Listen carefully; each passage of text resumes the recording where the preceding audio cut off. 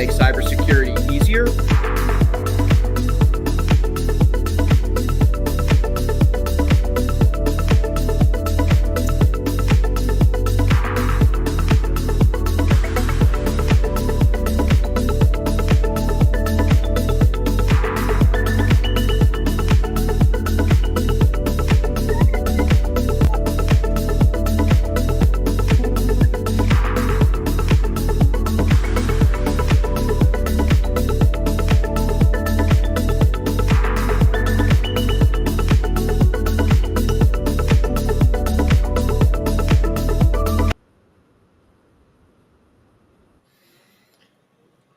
I really wish there was a button to pull people out of the green room when they are dancing and throw them up in front of the intro video. The music is Thanks too for the good little not to one-person dance. show. It's too good I'm the not only to one dance. who saw it, but I loved it. Welcome back, everyone, to an episode of the MSP Cyber Roundtable. We got my favorite MSP coach, Joe Rojas, back with us again. I love the title of today's show. It's like really what we all really need to be thinking about, right? How do we make more money from cheap clients? There's a lot to unpack in that statement. We'll dig in a few minutes. Joe, how are you enjoying in life these days? Are there birds singing down there? Are you The birds enjoying the is spring? singing. The spring is springing. I love it. I live in Forest Hills, Queens. So right now, like all the cherry blossom like trees are blooming, and it's like really great to go for a walk. Any time of the day, you go for a walk, and it's like all these colors and all this really cool stuff popping up all over the place. So I'm really enjoying that. That's very cool. How about you? Well, yeah. So I've got the cherry trees, and they're just like tiny little buds. And I'm thinking to myself, do I prune now or after they flower? And I've got like, because I've got this one tree that's like literally like you have to walk through the tree sometimes, and I just don't want to cut off the flowers before they flower. But then I know after they leaf, it's like impossible. So I don't know if you've had that experience in your life, but I know, like they're like puddles. They're like puddles under the tree. yeah. So I'm thinking about my yard work, I guess, when you talk about your cherry blossom experience. But the other thing I've got is it's greening, right? I'm probably like a week behind you in weather, but it's greening.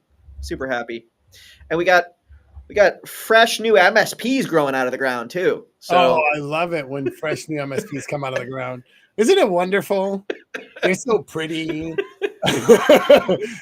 They come out of the ground and they're like, I'm an agnostic MSP. You know, I was talking to one this week, and I said, remember that you know when that happens with your client and it like insert horrible thing that always happens here. How do you deal with that situation? They're like, that's never happened to me, and I'm like, oh, you just wait. Yeah, just wait, it's coming. So when somebody deleted the entire shared directory, and they're like, what? Yeah. And then you discovered that your backup that was supposed to be happening every day didn't happen. You know, that time. I think this one was like this service provider said, oh, my customers have never had a security incident. And I was like, oh yeah. It's coming for you. It's coming for you. But so I think for anyone that doesn't know what you do, I mean, it says right down at the bottom, start, grow, manage. But I would love just like how did Joe arrive here on the show today? What previous adventures can we help color in the picture of who's Joe? Sure. So let's see. I got all my technical training in the Army, right?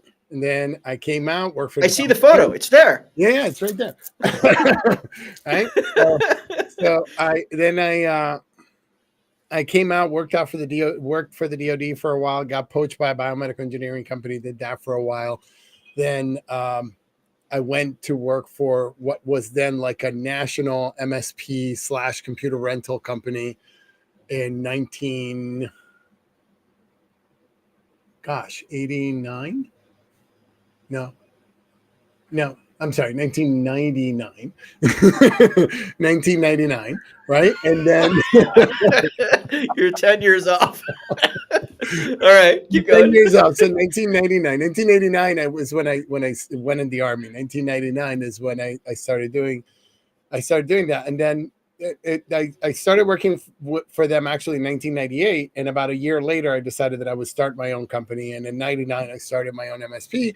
Then I sucked at it for a bunch of years, really bad. And it was a train wreck. And, you know, Well, just for like to run the time clock back for a moment. This is yeah, the year 2000, right? yes. So the entire service provider model was like, let's just say it was early.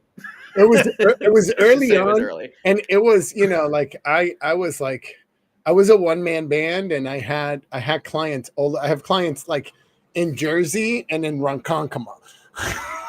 And if you know New York, that's a lot of hours between Jersey and Ronkonkoma, right? So what I So did, you were the OG trunk slammer, is what you're well, saying? what happened is instead of being a trunk slammer, what I did is I set up a Linux server at home and I had everybody VPN in, and then I put VNC on all the workstations, and then I just remote access everything. Oh, Yeah. wow, that was innovative. You could have been ConnectWise. I could have, right? So that's what I did, and I ran what was it, RT for the ticketing system, and then I ran, Mhm. and I ran rsync for backup, and I did remote backup to my office, Yep. which was in my living room, and, and that's how I started, and then I sucked at it for quite some Which, by the time. way, no one should Yeah, do those things no, in no, no, 2025. No one should do no, those no one to things. do those things today, but that's the way it was back in the day, when we had floppy disks and stuff like Yeah. that. And then I started, so I sold that MSP. I started another one, but now I knew what to do, which is I needed to niche. And then I grew really fast. I grew like 18 months. I grew it over $1 million. I sold it again just because somebody made me a good offer. And then I started again. And then in 2015, I exited the last time. And then I was going to start another one. Then a friend of mine said, "Hey, can you help me grow mine?" So then I started working with him. And then somebody else asked me, and somebody else, and somebody else. And then that turned into me doing a bunch of coaching for not only MSPs, for a bunch of different clients. I ended up writing this book, How Entrepreneurs Thrive. And then I made the same cardinal mistake that I had made way back then, which is that I was working with all kinds of different businesses. And then I started sucking again. And then I realized that I was sucking. And in 2021, I partnered up with two amazing business people, and we started Start Grow Manage. And it has been absolutely magical ever since. And we've been growing, and everything's going great. And we're focused just on MSPs. And we're like an MBA program for MSPs. And I really mean that. We have like, one of my partners is Jeff Lair. He started off at Daimler, Mercedes-Benz, and then he was at Rio Tinto, and then he was at Deloitte. And he's lived he's worked in 37 countries, lived in 7, speaks 3 languages. The guy's absolutely amazing. Started his own consulting practice, and I don't know how I convinced him that he should come work with me, but he said yes. And then my other partner, Heather Mathis, she was at SC Johnson, and then she went from there to Anderson. She's a Wharton MBA with a master's in accounting. He's a UCLA MBA with a master's in marketing. So they don't come from the MSP space. So we literally have like that. When you look at our body of work, it's really built around business and business processes from that level. So that's what we do. That's who we are. That's a long answer for your Well, short question. I appreciate it because there's a lot of MSP training programs out there, and there's some one-on-one coaches that are great too. But what I really appreciate about what you guys do is that focus on the fundamentals, right? And not like that. I'm not going to name any names, but there's some people out there that they get on stage and they do their spiel and it sounds really great and it's motivational and everyone like there's music, people are dancing, and then, like zero sales. Zero sales because you haven't actually accomplished anything. You haven't really gone into your business and worked on the fundamentals and put processes in place and the things that you need to do to actually grow your business. You can't motivate your way to success entirely. I'm not a big fan really of motivation at all, because motivation requires it does. It requires a motivator, right? And so what I'm a big fan of is systems and processes that help your business grow, and a fundamental understanding of product market fit. If you have a fundamental understanding of product market fit, you're going to make money. And even from your cheap clients, well, maybe we won't call them cheap. We'll call them, frugal. It was a good headline. Well, so I'm going to jump in here. If anyone's watching wants to post a question, feel free. However, we ended up with this topic, by the way, because Joe, you work in many areas around many focus areas you could speak to around growing business development in an MSP, best practices. But there's this problem that I've experienced in my life that I've already solved, because I used to run an MSP and I experienced the cheap clients, right? Specifically around security investments. Yeah. And I know what sounds like I can't afford that security thing, or it sounds too expensive, or not right now. Those responses you get are they're not really a response to the need for security investment, right? They're not even a response to that small business owner's belief that they need more security or not. It's really a response to the way you're engaging them, the way you're explaining things, the mode of conversation. And so, and I frequently hear from partners in my network who say, well, my clients would never buy that. They're too cheap. And I think to myself, man, we just need to dig in here, because there's I know that you're story. Well, I know that your customers actually care about their business. Like small business owners, like most people treat their businesses like children, right? They really care about them. They want them to grow. They want to keep them safe, right? And so security, like literally, like this isn't just like keeping like a laptop safe. This is keeping the business safe, right? Yes. So my experience is when you engage in that conversation about keeping people's little children businesses safe, they really do want to invest in that safety. And so I thought, but you have to. Joe, what can we do here? All right, so you ready? You ready to jump in? You want to jump into this thing? All right, yeah, let's do it. We'll throw it up, right? So look, it's simple. If you and you can throw those up. So if you really want to scale, right, and you want to turn those cost conscious clients into revenue opportunities, you have to really do a few things, right? So price is what you pay, value is what you get, and the problem is you're not talking about the value that they're going to get out of working with you. You're just not having that value conversation with them. So here's what we're going to cover today, right? We're going to go through why you're stuck, why you're losing money, right? And I'll take you through all of these. You already saw us. We already talked about that. So let's talk about the disconnect. What is it that's costing you money, right? So on the left side of this equation, MSPs are focused on servers, networks, and technical diagrams, right? On the right side, clients are focused on revenues, charts, business growth, and their competitive advantage. Can you see the problem here? Matt?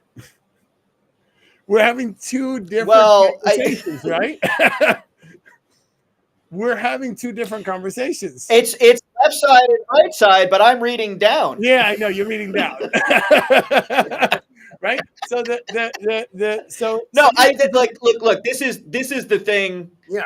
This is the thing, right? This is the thing that it's easy for me to say in the middle of a product demo, right? Well, it's a different conversation, but the reality is there's a whole language here that needs to be bridged. There's a whole language gap, right? A whole it's not just jargon, right? It's like a mode of thinking. Well, look at the numbers. 78% of clients say that their MSPs rarely or never discuss how IT impacts their business goals.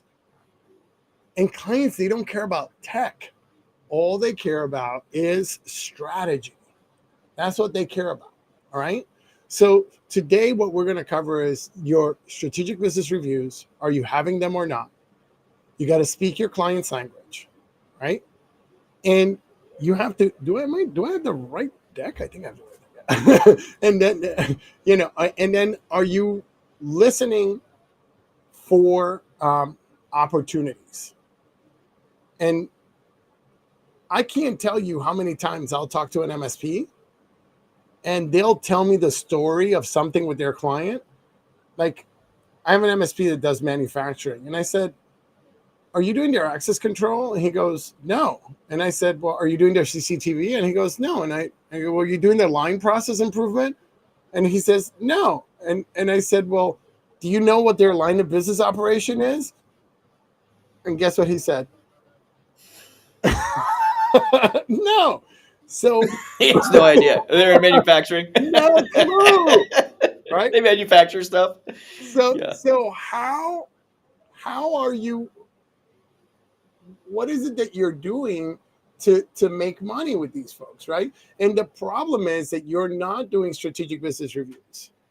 What happens is you're focused on, when you do TBRs or QBRs with them, you're focused on tickets, issues and uptime, reactive, pass oriented stuff. You come in, they're yelling at you, you're yelling at them, and it's all around the technology. If you did a strategic business review instead, you do a SWOT analysis with that client: strengths, weaknesses, opportunities, and threats. And I'll talk a little bit more about that at the end, right? And then you'd start to focus on their business goals. What are their outcomes? Hey, Mr. Client, what are your 5-year goals? What do you wish your staff could do that they can't do right now? What's the one thing that if you could change in your business, you would change it today? And what you're going to hear is a bunch of different proactive and future-oriented opportunities that you can't hear if you're stuck in that top part, in the tech. If you're stuck in tech questions, you can't hear that, right? So if all you're talking about is uptime, tickets resolved, security patches applied, network performance, what's happening with them is they're looking at their phone. Or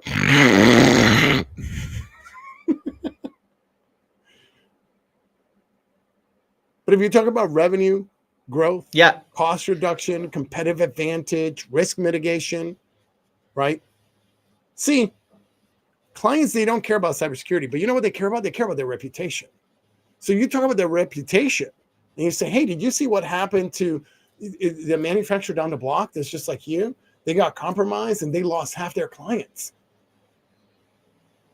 because nobody can trust them with their data anymore. You know what they're going to say? Well, how do we have that not happen to us? But you've got to, do the SBRs. If you're not doing strategic business reviews, you're lost. So what do you think, Matt? Well, first of all, I love the SBR acronym, right? Because I struggle with, that there's this. I hear over and over when I ask about how. So here's one of my discovery questions with a partner. Mm-hmm. I say, how do you check in with your client's business needs? Do Do you do TBRs, QBRs, TARs? Like, how do you check in with them? And the typical response is, yeah, either we do QBRs or we're trying to do QBRs, right? And then I say, okay, so when do you do your QBRs? How frequently do you do them? Which clients do you do them with, right? And I think that people struggle to implement those things if they don't really think through the goals, right? And I know that there's QBR platforms out there, Yeah, right? And some of them can be really helpful. But when you let the software lead your customer relationship, right, you're then you're screwed. still stuck in technology land. Yeah, You're still you're you're screwed. still stuck in tech. You're not actually attacking the thing that needs to be done, which is to really focus on the client's business, not your business. That's all they And care about. yeah, and clients love to talk about their businesses. All small business owners love to talk about their businesses. They're So going it's to an easy tell you conversation to have. they're going to tell you exactly what you need to know all the way, Yeah. right? And so, you know, we've done this before, and then this is what we see before the SBR, right? You're working with this regional manufacturing company. They have 50 employees, 12 million annual revenue, constantly pushing back on costs. They're like, no, keep it down, right? And they viewed IT as a necessary evil. I can't tell you, when I hear somebody say that, it breaks my heart, Matt. It breaks my heart, because IT is the central nervous system of your business. It is the thing that can help you make the most money if it's utilized effectively, right? So if you identify how you reduce production time, so this company went in and identified how to reduce production time by monitoring their line. They quantified the cost of downtime at $5,200 an hour.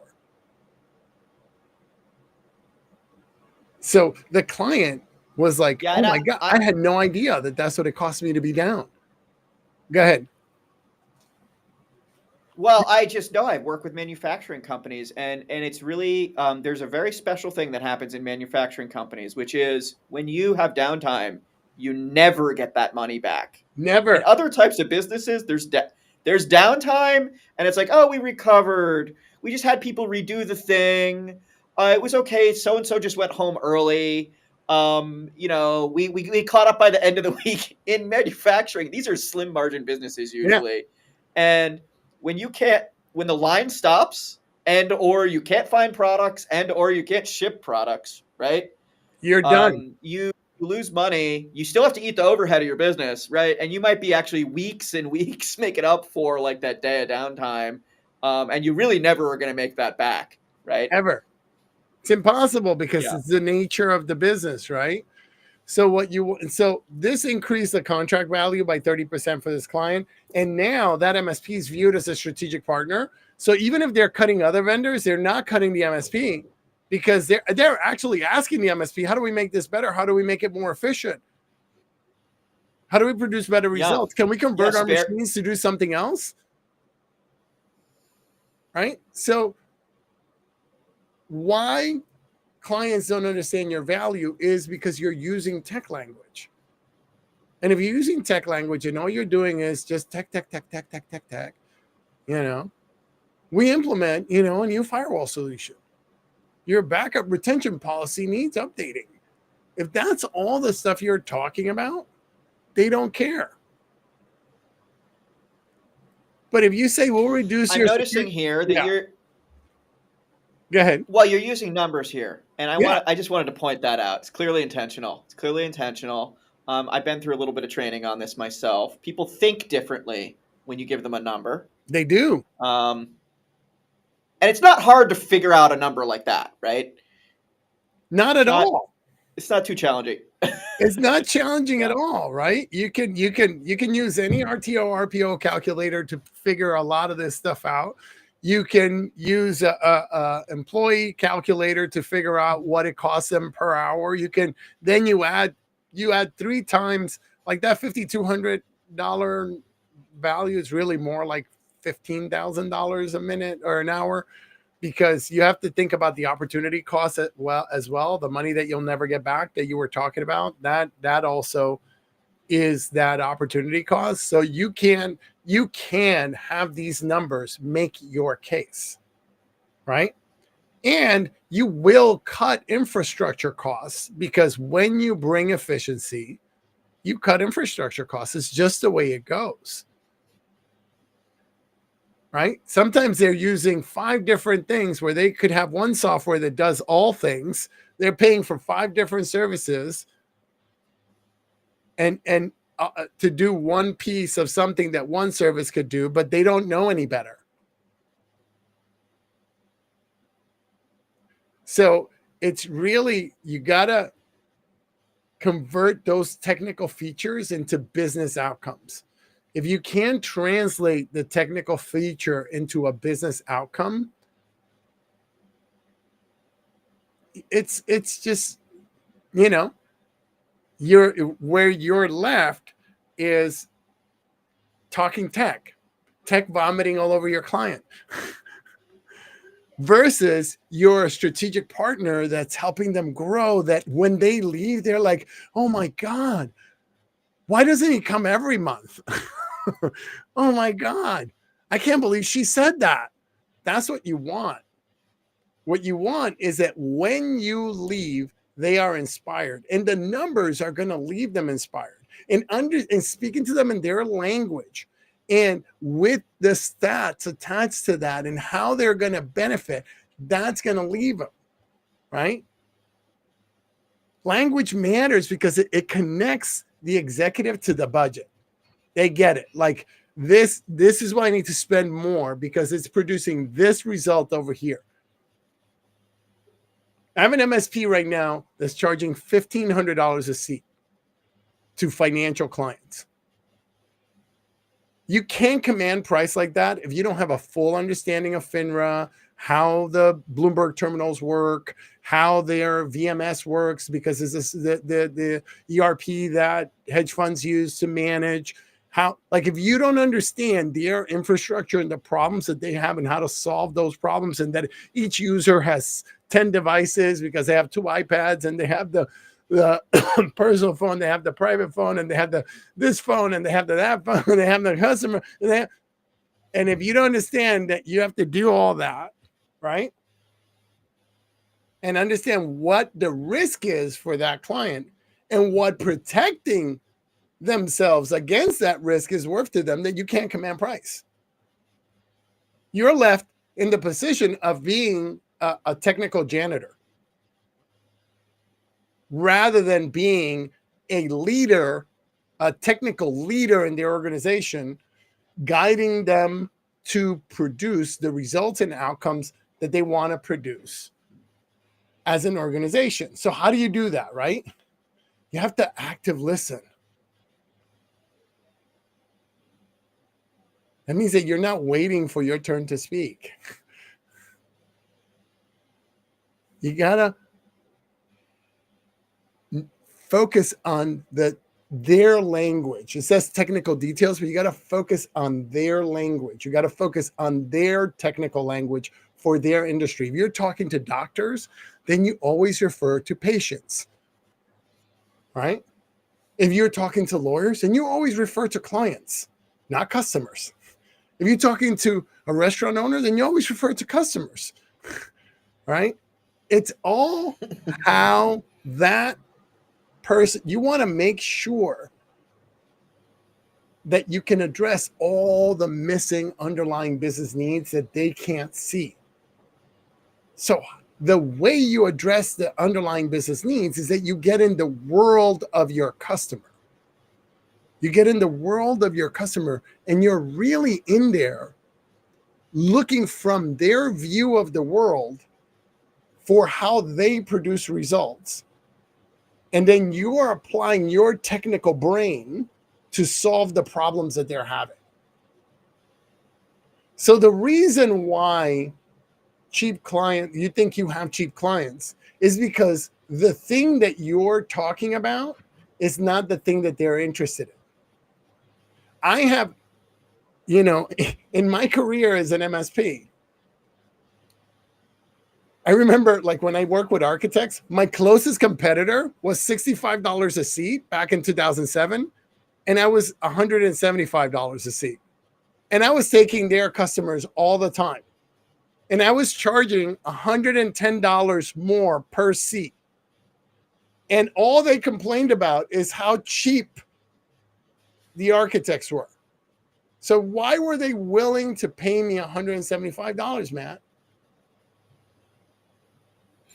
Well, clearly you were solving a real problem they had.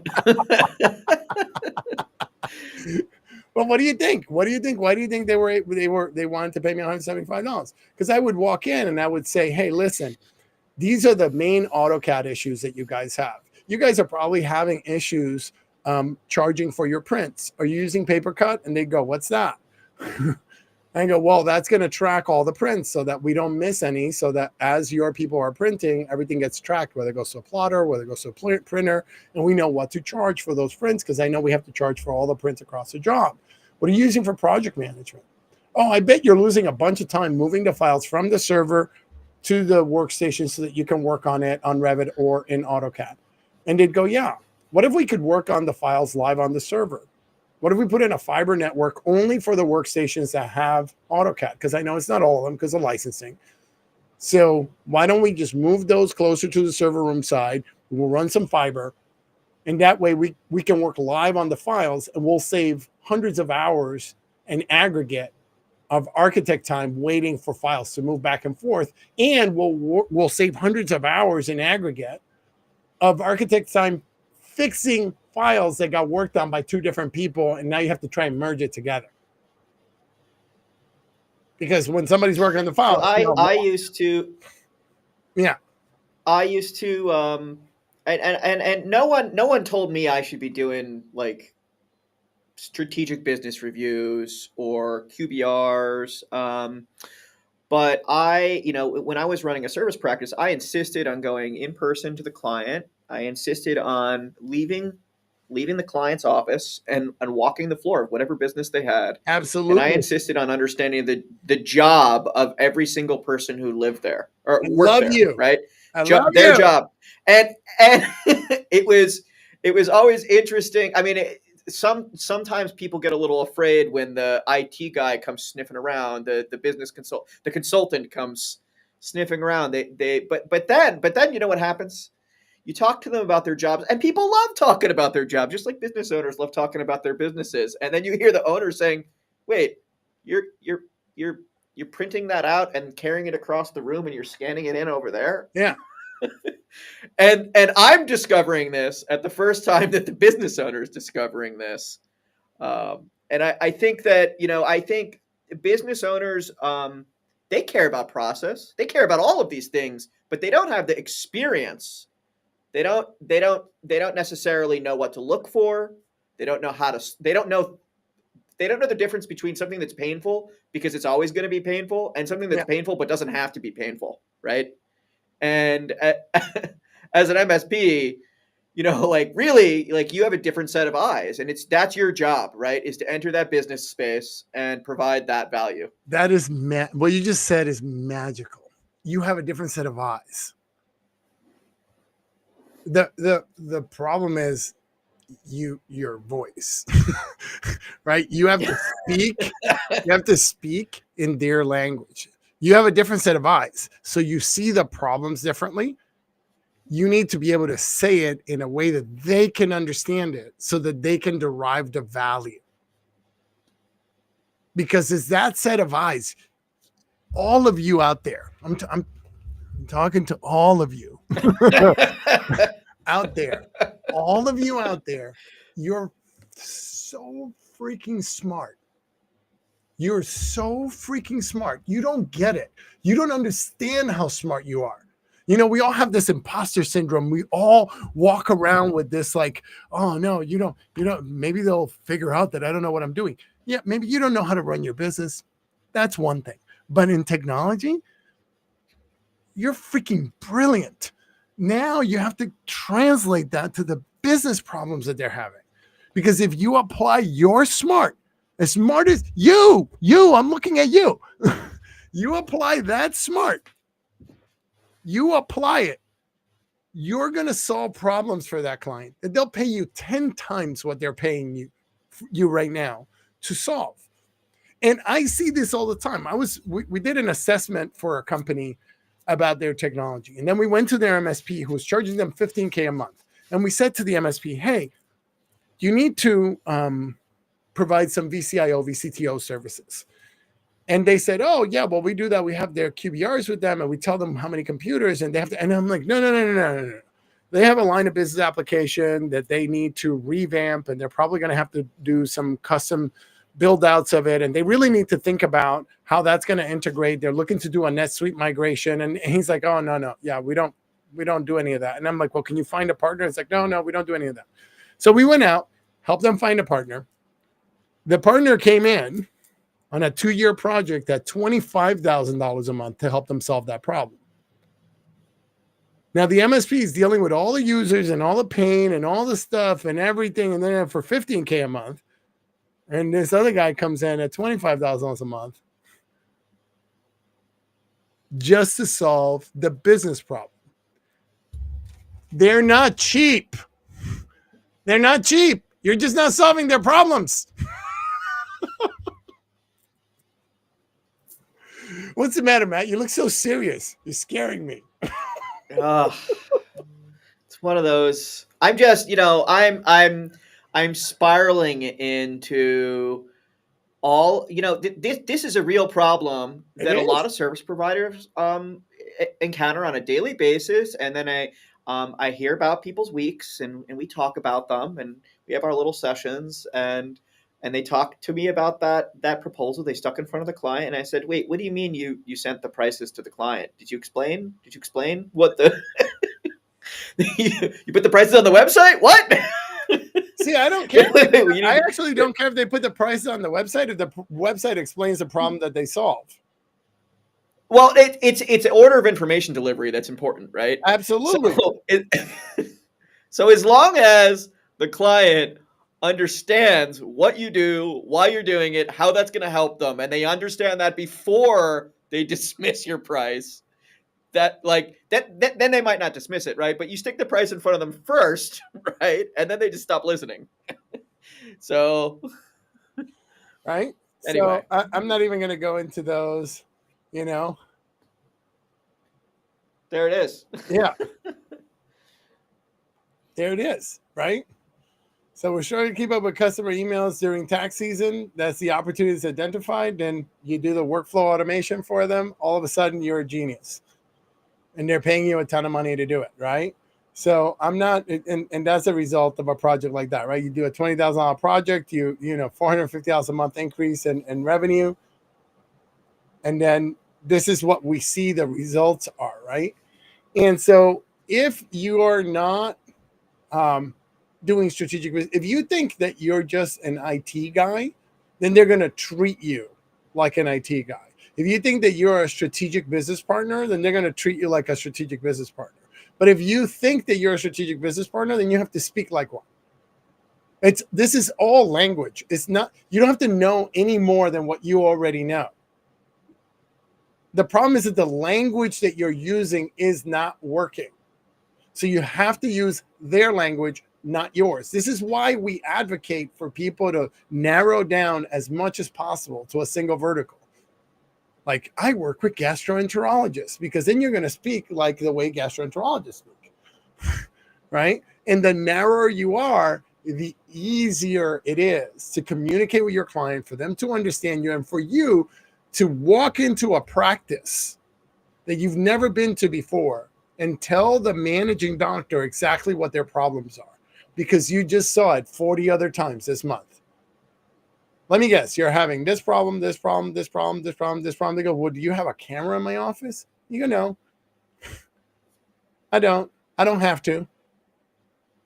because I only work with gastroenterologists. And these are the problems that gastroenterologists have across the board when they have an IT partner that does not understand their business. Now, let me tell you about the solutions to your problems. So when you speak that client's language, what do you think happens? See, the issue here is not that your clients are cheap. The issue here is that you're not solving their problems. So they don't see the value. They will pay you whatever you want if you solve their problems. So if you're not asking the right questions, if you're not doing the active listening, if you're not doing strategic business reviews that create a context for valuable conversations, you're in trouble, right? So the way you got to look at this, if you're going to do it, is you select your price sensitive clients, and then you do a pilot with them. Research their business goals, schedule a strategic business review, right? Prepare focused talking points so that you can walk in and do a really smart SBR with them, and document all the money signals. What are money signals? Money signals are the things that they're talking about that would make them more money if they could actually do them. We actually have a great SBR course that talks about this specifically. How to listen for them. But if it were you, Matt, what are the money signals? How would you be listening? What would be something that you would hear in a conversation? You'd be like, yeah, that's it. Well, I don't wait for some like breadcrumbs. I go straight to the customer or the end customer in some cases where I'm working with a partner, and I say, how do you make money? What would be something that could happen this month that would be amazing, that would make your business better at the end of the month? What would be something that you're worried about, or something that happened last month that was pretty bad for your business? And we start there, and you peel it apart from there. So I always think of it as peeling an onion. I'm not looking for any secrets. But I do sort of wonder if you've got some magical signals I should be like, because people don't always. I'm going to tell you, not everyone's comfortable having that conversation from the perspective of my service providers. Not all of them are comfortable talking to their clients about that, because I think it's that imposter syndrome that you were talking about earlier. They think, well, why would they want to talk to me about that? Yeah. So a couple of things to deal with that. Okay. One, you have to go in as a business owner or as a business expert. If you're going in, if you're not the owner of the MSP, you need to go in knowing that you are sitting at a C-suite level conversation. And you need to, the conversations that you're having are about getting the business to the next level. So when I say you got to listen, the problem is that not in the beginning, when you're doing this, when you're doing it for the first time, and you already think you have cheap clients, so you have some imposter syndrome going on, you have whatever you have going on for yourself, right? They may not open up to you right away because their view of you, the way that you've conditioned them, is that you're you're like a carpenter that comes in and fixes the computer. And now you're going to move to having a strategic conversation like the questions that you were asking earlier. What is it that you want to produce in your business? What happened in the last 6 weeks that really hurt the business? Now you're having these conversations. So it's going to take them a little while to open up. So what you have to listen for is when they say something like, well, we lost a couple of clients, but let me talk about, and you go, whoa. You say you lost a couple of clients. What happened? Right? That is a money signal. We lost a couple of clients means that they're either not keeping in touch properly. They don't have a good client retention process. There's something in the way that they're interacting with their client that's missing. What are the opportunities to put that thing in, right? Like you're talking to a dentist and they say, well, not enough patients are coming in. But let me talk to you about, and you go, whoa, what do you mean not enough patients are coming in? It's like, well, they come in for their cleaning, but then they don't come in again. And then you can ask a question. It's like, well, Are they answering your text messages? And they go, well, we're not sending them text messages. And then you can say, well, why not? And then, well, we didn't think of that. Okay, great. So how about this? How about that? How about this technology? How about that technology? And I know that I'm oversimplifying it, right? Because most dentists know that they got to send text Well, messages. I don't think so. I Right. think well, so one of the things that I've noticed is you can actually transition from I and I feel bad because I always pick on auto mechanics because that's the example I use. If your client's treating you like the auto mechanic, It is. right? Like, and they're like, okay, the car's over there, like the computer's over there, and Yeah. then they get on their phone and they walk over there, right? Like that. Look, you you have to change that. And I talk a lot with my partners about using the language of advisory or using advisory like language. Yeah. And I ask them to think about who are all the advisors you can think of in your life, right? It's like who is it? It's the professionals, right? It's Yeah. accountants, it's lawyers, it's doctors, right? There's some other examples out there, but they all have something in common, right? Which is when they provide that professional service to their clients, their clients don't expect to understand all of those things, but they inherently trust that even if they can't do 100% of what's recommended, they know that it's the right thing to do. And to get from this place of I don't believe you that what you're saying is the right thing to do, right? To I believe that what you're saying is the right thing to do. There's yes, you have to ask your client about their needs, right? But you have to own that advisory language. You have to Yeah. talk like an advisor. You Yeah. can't come in and say, "Show me where the computer is," right? You can't. And that's what happens. You keep coming in and going, show me where the computer is. And every time you do that, you take away, you take your own power away. Right. I had we were on a group call with with our MSPs today, right? And an MSP said he just bought an he bought another MSP, and there was an opportunity. The opportunity were cold, and the client called um, to ask for something, and he was going to take this opportunity to go in and try to bring that opportunity back to life. And I only have one question: are you bringing a tech with you? And he said yes. And I said thank you, because if he goes there to do the thing himself, it's not going to happen. But if he shows up with a tech and he goes, hey, how are you doing? I'm here to talk about your business while the tech fixes this problem that you have, right? So even if you have to hire a Field Nation guy, bring in somebody with you.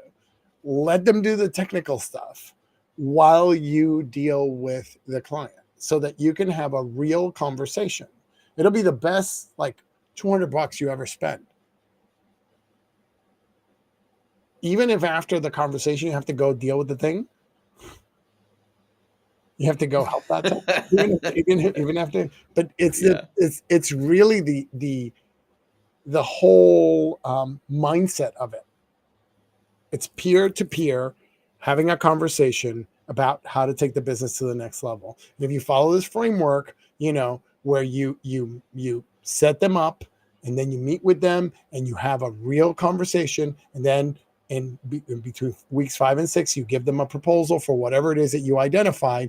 What's going to happen is they're going to go, yeah, I want that, because it solves the business problem that you identified while you were with them, right? And there's real impact, right? You'll see 15 to 25% increase in average contract revenue, 30% more project work, 40% higher client retention rates when you're having these conversations, right? Better alignment between IT and the business goals. Don't you hate it when you find out, oh, by the way, yeah, we got this new SaaS platform, and you're like, well, I sell that. Well, I didn't know. Or yeah, we just picked a CRM. Well, why Yeah. didn't you I guys talk to me? That doesn't integrate to the rest of your systems, right? and So I gotta say, when I was a service provider, that those things didn't happen where the IT snuck into the room because I was having that conversation and I was there to to honestly make it easier for them to find the IT. Like the when someone sneaks an application into your environment, they sign up for a business application without you knowing about it, without knowing that they were even looking. That's really a signal that you're not doing this whole thing, right? Yes.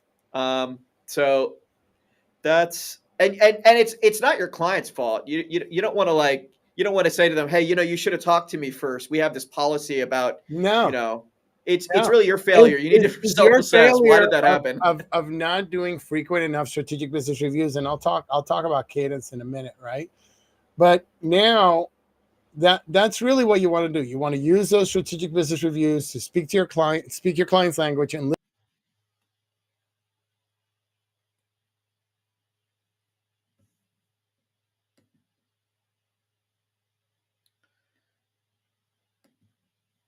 Looks like we either I'm disconnected or Joe's taking a hit here. Give him just a moment.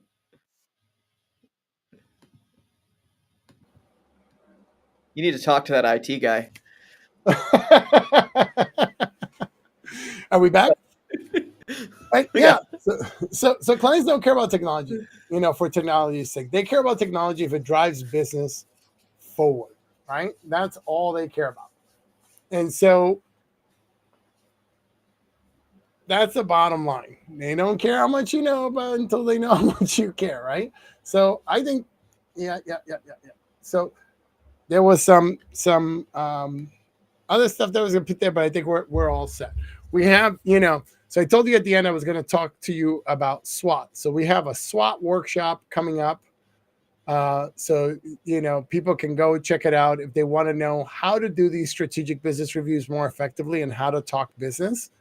They can go to stargrowmanage.com, and right at the top there's a banner. You click on that, and that takes you straight to the SWOT workshop.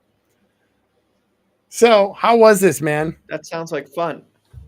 Well, it was good, and I used to do those exercises when I was in internal IT, the SWOT analysis. When I was as a before I was a service provider, I was a solutions architect, and so that was like just part of the job, developing the you finished your major initiative for the year. Well, it's time to figure out next year. But I've never done that with that type of analysis with end clients, and I could really see that really driving their gears forward. Everyone wants to build their business, right? Absolutely. So yeah, that was a good one. So uh this is newly out in the public view here because we're out in this is like an excerpt of one of the things that's in your curriculum, right? I'm curious at what point in an MSP's life cycle do you see it's time to put this process in place? I think you I put just this want to process in emphasize place. that point. You put this process in place right out of the gate. Like, when you have the idea that you're going to open an MSP and you're still in your kitchen writing it down, that's when you put this process in place. And you asked a question earlier, which I wanted to answer. How often should you have an SBR? It depends. If I have a client that's adding 30 new employees a month, I might need to have an SBR every week. Right? If I have a client that is stable and fixed and nothing ever changes, I might have to have an SBR once a year. Right? I had a client like that in the Empire State Building. They were a stenography firm. So they just had, all they needed was just Word, nothing else. Word and Outlook.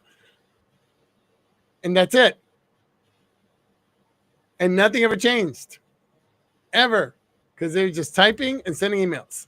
Typing and sending, it's the only thing that they did. They didn't want anything else. They were good. So that's a once a year SBR. But if they're adding 30 employees a month, holy moly. There's a lot of change happening You there. got to think Yeah. about employee onboarding. You got to think about, should we be getting these people's furniture too? Like, should we be not just picking up the laptops? And if you're hiring 30 employees a month, remote workers, and we're shipping them laptops, should we be getting their desk? Should we be getting their chairs? Should we send them their cell phone? Should we order the credit card that's going to go if they're going to have a company credit card? How do we tie into your PEO so that when you create that user in ADP, it automatically opens a ticket and sets up the work order and it sets a process in motion without your HR manager even having to call us? How do we automate that process? You have freaking 30 employees coming in every month. Right. Well, the way I think of it is, however frequently your management organization sits down and talks to the rest of the management organization about IT, or sorry, not about IT, about the business. How frequently does a management organization get together to talk about what's going on in the business? That is how frequently these should be happening. And ideally, you're included in that process, or you're there right before to help them prep, right? Or right after to clean up whatever mess was exposed during that meeting. At a minimum, you want to meet with them 4 times a year at a minimum. But ideally, you want to do exactly what you just said, and you want to be on the table with them, right? Like you want to be sitting at that table when they're having that. I used to do these in my business development pipeline. So I started out with a free consult, which was essentially an SBR, and then the beginning of my first proposal was never about their systems. My first proposal was, tell me your biggest problem. I'm going to come in and solve it, and I would discount it 80% or something like that. It would be like two days of work or something like that. Business problem, not IT problem. Not IT problem. And I would, I wouldn't be cheap about it, but I would give them a discount. I would say, this is new customer discount, something like that, right? But I put the real dollar amount on it, right? Yeah. It was 2 days of work. That's what the billable would be, discounted. And I had a really high close rate because after that, people are ready for a 2-year, 3-year plan. They want that vision. They don't have a 3-year roadmap for IT. Are you kidding? And they believe you. They believe you. Just solve the problem. And that's the thing. When you solve a business problem, you get instant credibility. Instant credibility. But if you come in and you're talking about firewalls and you got to change your switches and cybersecurity and let me tell you about compliance and no. All right. Well, you just gave us your SWAT call to action, but really you're focused on growth here. So these are service providers that you love to work with that get a lot of value out. They're trying to grow their business. They're trying to get serious about it. They want to learn best practices and actually implement them, right? Yes. And they're ready to start moving. Yep. So I think that I just framed your target market, but did I get it right? I think you got it right. And the easiest way to do that is to go to startgrowmanage.com and get a demo. And you'll talk to me or one of our experts. They're going to walk you. You're going to leave that demo with 5 actionable things that you can do in your business right away, regardless of whether you work with us or not. It doesn't matter whether you're going to work with us or not. You're going to have 5 things that you can go to work on right away that are going to help you make more money right now. Not later, right today. I have people come out of our demos and go implement the thing the same day and then call us back and say, that thing, I did it and it worked. And now I got this client. And so now I'm going to start working with you. So that's the way it should work, right? Have a demo. All right. Well, we're out of our hour here. Joe, thanks for coming back. We'll find some more excuses to get together here. Dude, enjoy your weekend. Everyone else, enjoy your weekend. I want to hear some more stories from you next time. That's going to be great. All right. I've got some. Good. Everybody have an awesome weekend. It was good.